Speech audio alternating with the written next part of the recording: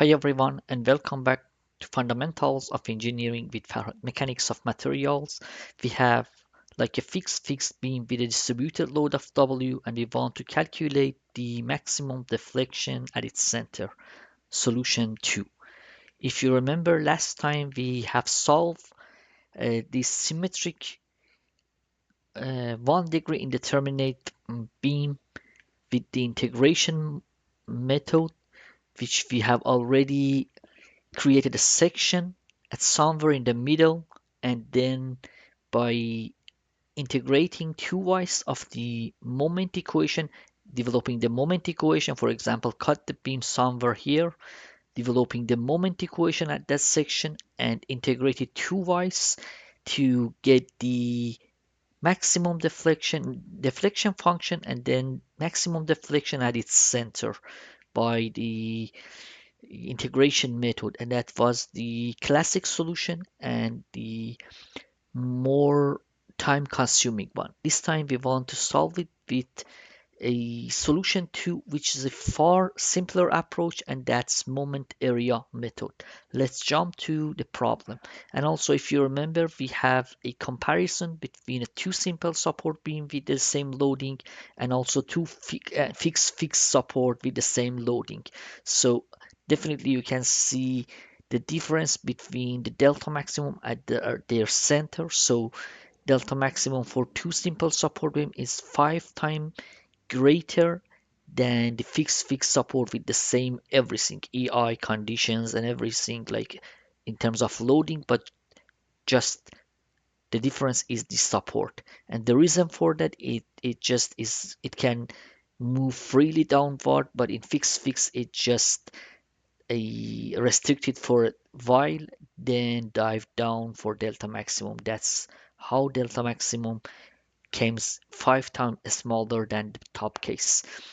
Now, let's see with moment area method how we can solve it. We can convert our beam to like beam 1, beam 2, and beam 3 at their delta maximum, the delta effect together to get the delta maximum. So in this case, delta maximum is a combination of delta 1 plus delta 2 and plus delta 3, like a two simple support beam with the same loading, then apply MA at one end like A, and then apply MB in the other end like B. And just be careful that reaction at A and B and also the moment at A and B are equal, like RA is equal to RB, each of them carries half of the load. MA is equal to MB due to the symmetry. So RA is equal to, it should be RB. RA is equal to support at A is equal to support at B, and each of them carries half of the load.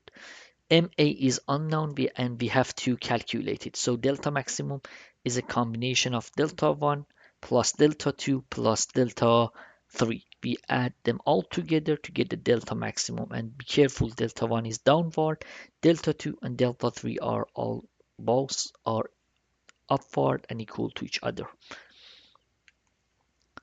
Then the tangential deviation of end B with respect to A is equal to 0, and that's exactly our key equation to solve our problem. So if we draw the shear and moment diagrams for the two simple support beam with distributed load of W, we can easily see the shear is WL over 2 and the moment is WL squared over 8 EI. And for the two others, the same, like this is M over EI for all three beams. And then if we want to calculate the tangential deviation of B with respect to A for all these three beams and add them together, which is delta 1, delta 3, delta 2, delta 3, and that's how we can do it. Like tangential deviation of B with respect to A, B with respect to A is just the two of these yellowish area times L over 2, which is the centroid to the first part, tangential deviation of B with respect to I is 2 of this area, mhm, then times the centroid of the area, which is L over 2. Mhm. And for both the other two, these two triangles, each of them you can easily see MA is equal to MB due to the symmetry. We don't know what they are, but we are going to calculate this unknown. So a area of this triangle is half of MA over EA times the length times 2/3 of L over EA. This is the area part, and this is the centroid to point B. That's 2/3 of L. That's TB of T tangential deviation of B with respect to A for the second beam. Do the same for the third beam. We can easily see we have like the same the area times this time 1/3 of L because centroid is closer to B this time. Again, this is A, this is B, and this is the distance of centroid to point B. And then if we add these together, you can easily and they add them together, and that's like the key is tangential deviation of B with respect to A is equal to 0. Yes, you can easily see in the main beam that there is no change in uh, between point A and B. So that's how we can add these three parts together, and it just gives us WL cubed over 12 EI times L over 2 is equal to half of M sub A L squared. And it simply gives us the unknown part because our beam was 1 degree indeterminate, and it just says M sub A is WL squared over 12. As soon as we know the amount of MA, we can easily replace it. Just be careful, the delta for such beam is equal to, if this is MA, delta maximum for such beam almost occurs at center, and that's nothing but MA sub L squared, M sub A L squared over 16 EI. You can easily find it like in any structural handout and also in FE and PE reference textbook, which is in any other reference book, you can easily find them. Like the same for delta 3, and the negative one is just simply because delta 1 is downward and delta 2 and delta 3 are upward. So don't be confused. And if we add them up all together, if we already know what MA is, we calculate it to be WL squared over 2L EI, and delta maximum is just simply a addition of these three. So delta 1 downward, we already know for a two simple support beam what delta maximum is. Mhm.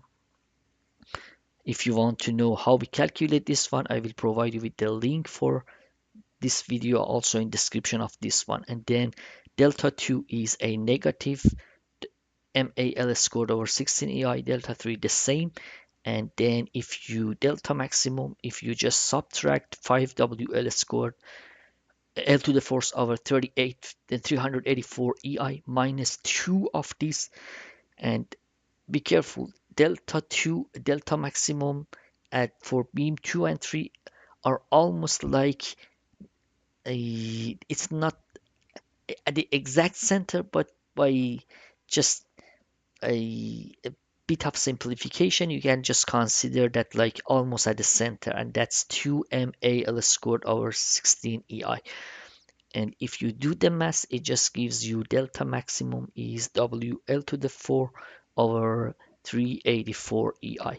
So it just gives us like if we have a fixed a beam with distributed load of delta, it just gives us delta maximum is equal to WL to the force over 384 EI. Thank you. We'll solve more problems in the beam's deflection.